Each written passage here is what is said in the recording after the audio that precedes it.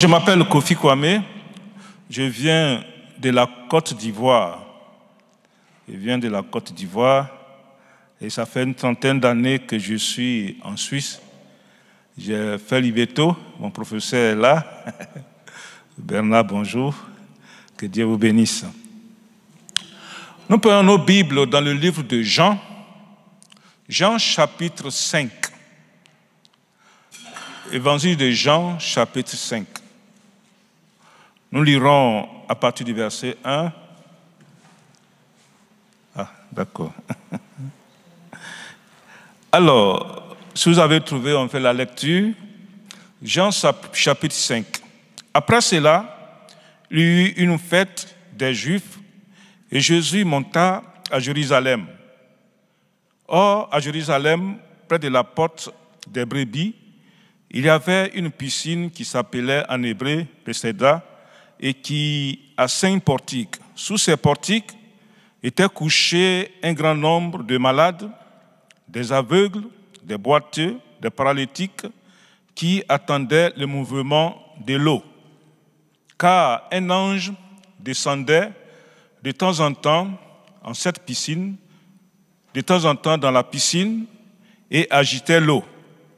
Et celui qui y descendait, le premier, après que l'eau avait été agitée, était guéri, quelle que soit sa maladie.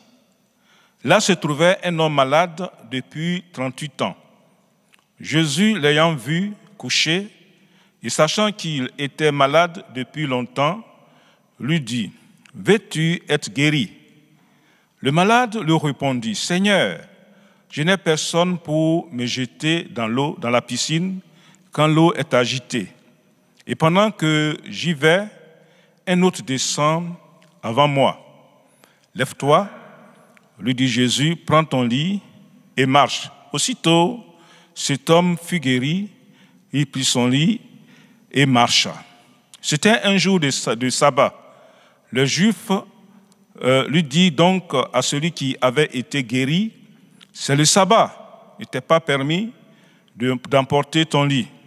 Mais il leur répondit, celui qui m'a guéri m'a dit, prends ton lit et marche. Amen.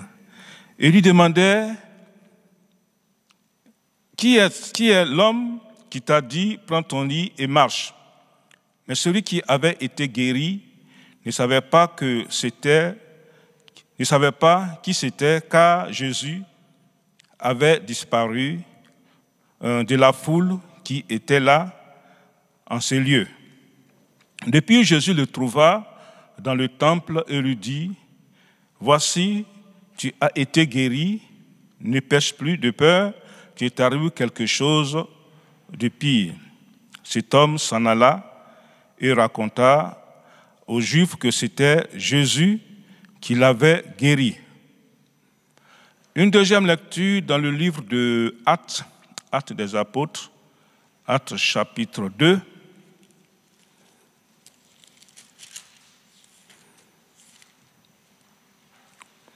Nous lirons à partir du verset 42.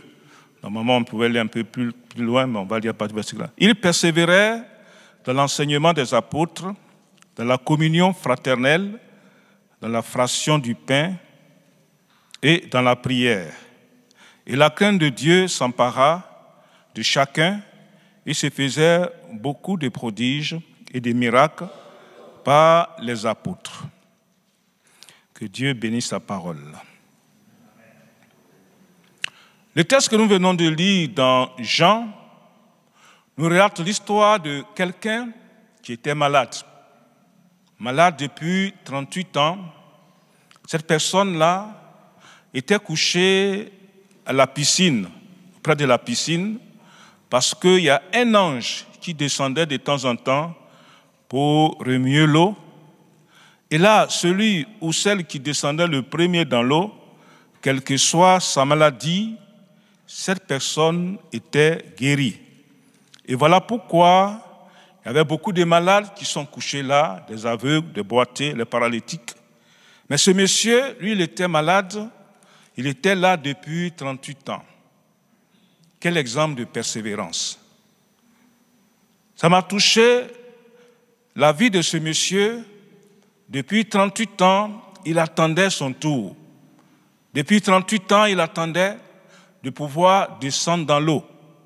Et à chaque fois qu'il est là, il a vu Dieu opérer des miracles dans la vie des autres, la vie des gens guéris, des boiteux guéris, les aveugles qui voyaient, des gens qui chantaient, les gens qui dansaient.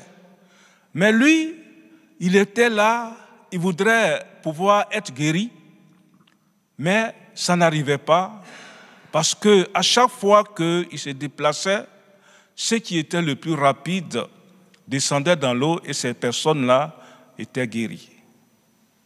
Mais ce monsieur est resté là. Si c'était moi je serais parti, Après avoir attendu 1 semaine, 2 semaines, 1 année, moi je serais parti. Mais non. Lui, il va attendre. Quel exemple de persévérance. Quel exemple de confiance.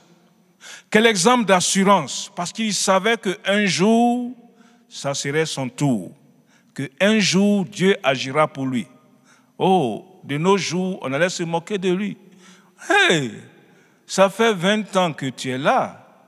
Dieu n'a rien fait pour toi. Alors pourquoi est-ce que tu continues à être là?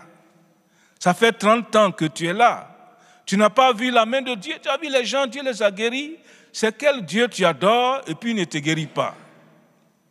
Mais ce monsieur, non, il va rester là. Et ce matin, j'aimerais t'encourager. Alléluia. J'aimerais t'encourager à persévérer avec Dieu. J'aimerais t'encourager dans ta marche avec Dieu à persévérer. Même si les choses sont dures, même si tu ne vois pas la solution, même si tu ne vois pas l'accomplissement de ta prière, mais j'aimerais t'encourager à persévérer. Parce que des fois, quand on prie, c'est là qu'on dirait que les choses deviennent difficiles. Et des fois, on abandonne. Beaucoup de gens ont abandonné. Oui, beaucoup de jeunes, beaucoup de personnes qui ont abandonné la main de Dieu. Mais ce monsieur est un exemple de persévérance. 38 ans. Ce n'est pas que Dieu ne le voyait pas. La preuve en est que quand Jésus est arrivé, c'est vers cette personne-là que Jésus est parti. Il y avait d'autres malades là. Mais c'est vers lui que Jésus part pour lui dire « veux-tu être guéri ?» C'est vers lui que Jésus va s'approcher. Ce matin, je prie que Dieu s'approche de toi, qu'il vienne te rencontrer, qu'il vienne te toucher dans ta vie, dans ta marche, dans ce que tu entends, dans ce que tu cherches longtemps. Mais sache que Dieu, ton Dieu est vivant. Alléluia. Ce qu'il a fait pour les autres, il le fera aussi pour toi. Ce qu'il a accompli dans la vie des autres. Parce que les gens me disent, ah pasteur, ici, là, il y a Dieu qui agit. Donc les gens ils voyagent un peu partout. Mais sache que le Dieu que tu adores, ce Dieu-là, il te voit dans tes besoins. Et c'est lui qui va te répondre. Ce n'est pas quelqu'un d'autre. Alléluia. Donc Jésus vient vers la personne, il lui posa la question, veux-tu être guéri? Et sa réponse est surprenante, et c'est vrai. Il a dit, je n'ai personne. Je n'ai personne. Pendant que l'eau est agitée et que j'y vais, il y a un autre qui descend avant moi. Je ne sais pas quel est ton cas. Peut-être tu n'as personne. Tu n'as personne pour prier avec toi. Tu n'as personne pour te visiter.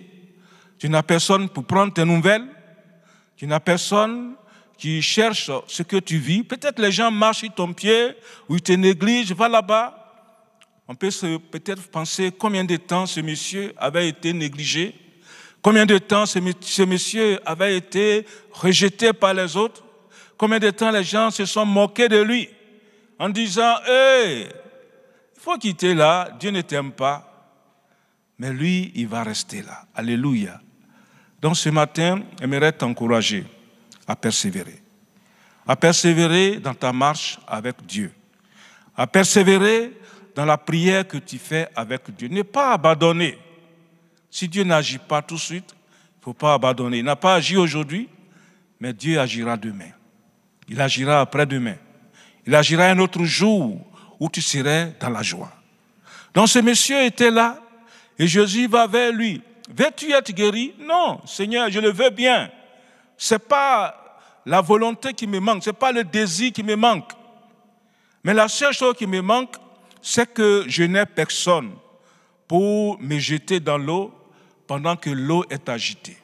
Et pendant que j'y vais, avant que je n'arrive, il y a quelqu'un d'autre qui descend avant moi. Si c'était aujourd'hui, il y a des gens qui allaient organiser cela.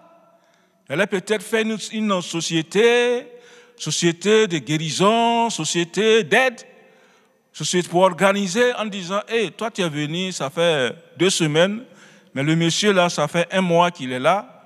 Donc comme l'eau est agitée, il faut que celui qui est resté longtemps soit le premier à être descendu dans l'eau. » Mais ce n'était pas comme ça parce que la guérison est personnelle. Le salut est personnel. C'est celui qui cherche, c'est celui qui veut, c'est celui-là que Dieu guérit, c'est celui-là que Dieu visite. Donc, je n'ai personne, mais il y a quelqu'un qui est plus dur, plus fort que tous les autres, c'est Jésus-Christ. Si vous n'avez personne, si vous avez Jésus, vous êtes heureux. S'il n'y a personne qui prend vos nouvelles, mais que Jésus prend vos nouvelles, c'est l'essentiel.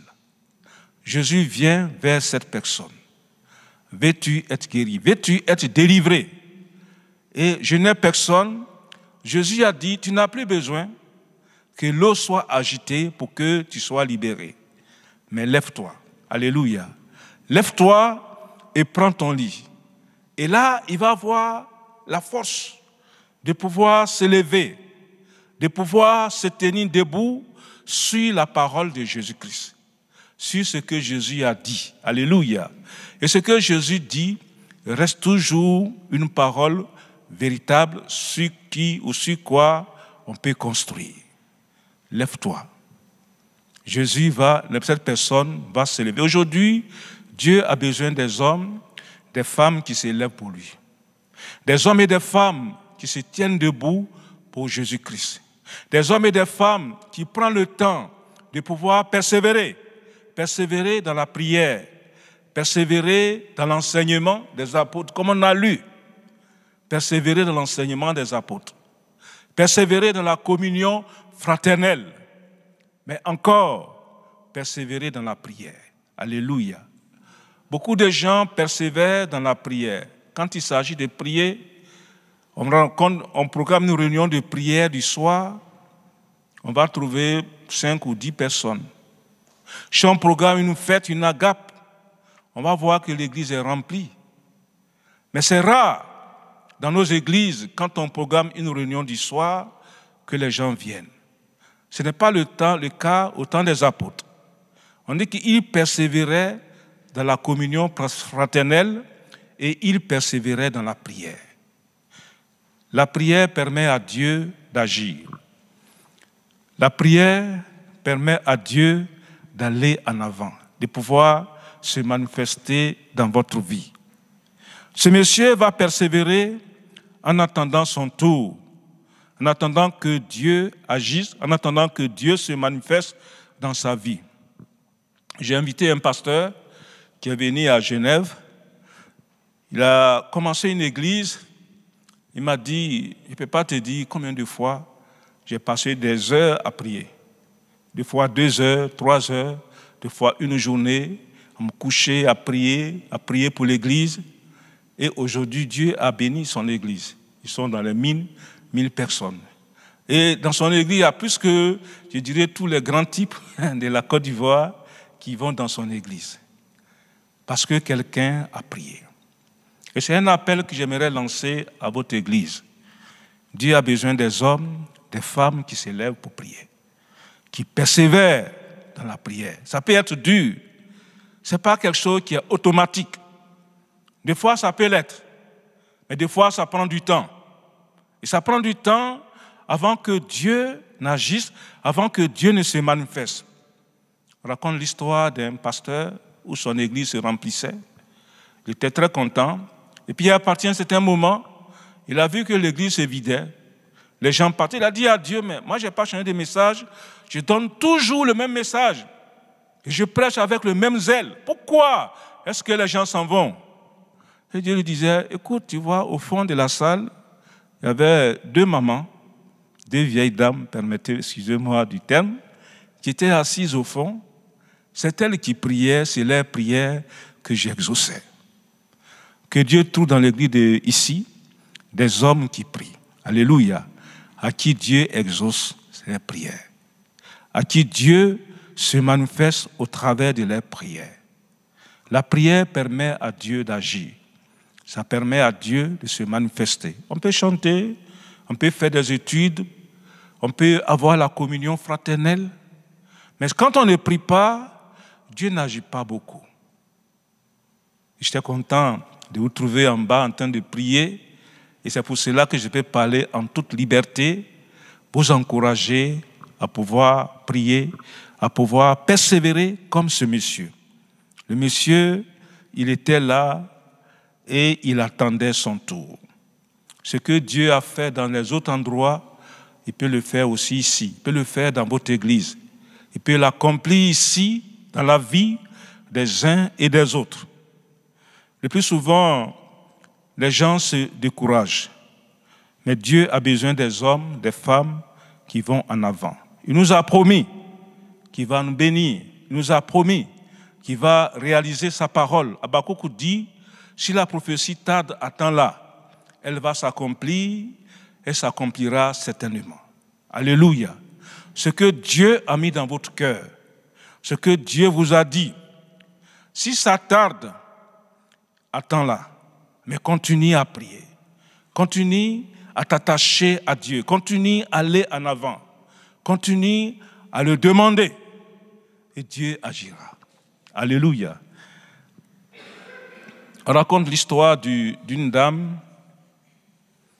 Une dame qui avait 5 enfants. Et puis, ce n'est pas comme aujourd'hui où les gens ont l'argent. Son mari venait de perdre son travail. Donc, elle n'avait plus d'argent, elle ne pouvait plus nourrir ses enfants.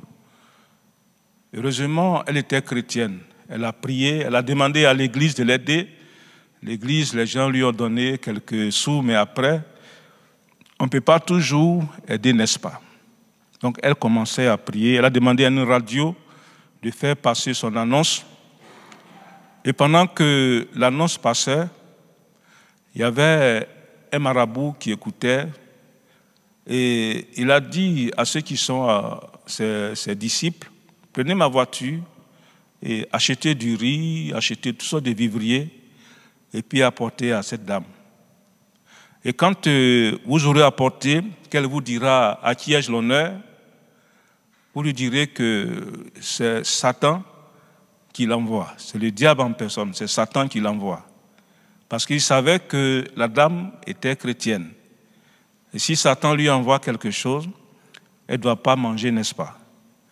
Donc, ils ont acheté et ils sont partis et ils ont donné, la dame frappait à la porte, elle ouvre la porte, voilà une voiture remplie de vivriers pour au moins 2 ou 3 mois. Elle était très contente avec ses enfants.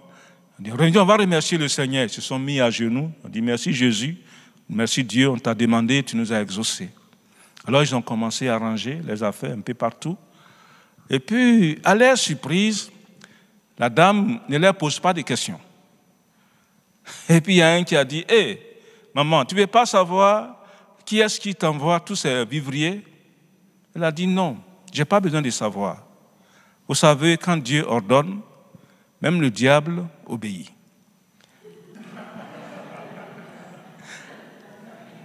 Quand Dieu ordonne, même le diable obéit. C'est Dieu qui a ordonné. Alléluia. Et je prie que Dieu ordonne pour toi. Parce que quand Dieu ordonne, il n'y a plus d'obstacles. Quand Dieu ordonne, il n'y a plus autre chose. Quand Jésus est venu à la piscine, qu'il a dit à ce monsieur, lève-toi. Il s'est tenu debout, il n'y a pas eu d'obstacle. Amen. Je ne sais pas combien de temps j'ai déjà fait, on m'a dit de ne pas être long. Je suis un peu stressé. Et ce matin, ce Dieu qui ordonne, c'est ce Dieu-là que tu es venu l'adorer. Ce Dieu qui bénit, c'est ce Dieu-là que tu es venu le louer. Ce Dieu qui sauve, c'est ce Dieu-là que tu es venu élever ta voix. Tous les chants qu'on a chantés nous parlent de la persévérance. Et c'est là le titre de mon message, persévérer. Même dans les temps difficiles, il faut continuer à persévérer, à s'attendre à Dieu. Même dans les temps difficiles, même si c'est dur, mais persévère, parce que Dieu sait. La Bible dit que celui qui persévérera jusqu'à la fin sera sauvé. Donc, il faut persévérer. Ce monsieur a persévéré. Il a persévéré jusqu'à ce qu'il ait la solution. Donc, j'aimerais t'encourager à persévérer. Même jusqu'au dernier souffle, il faut continuer à persévérer.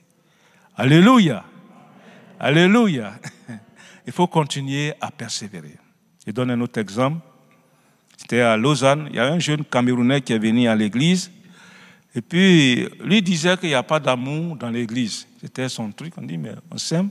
Ah, il n'y a pas d'amour dans cette église. On dit, mais si tu as de l'amour, il faut nous aimer, comme ça on va t'aimer aussi. Mais tout le temps, c'est ce qu'il disait. Et puis, une fois, il a été malade.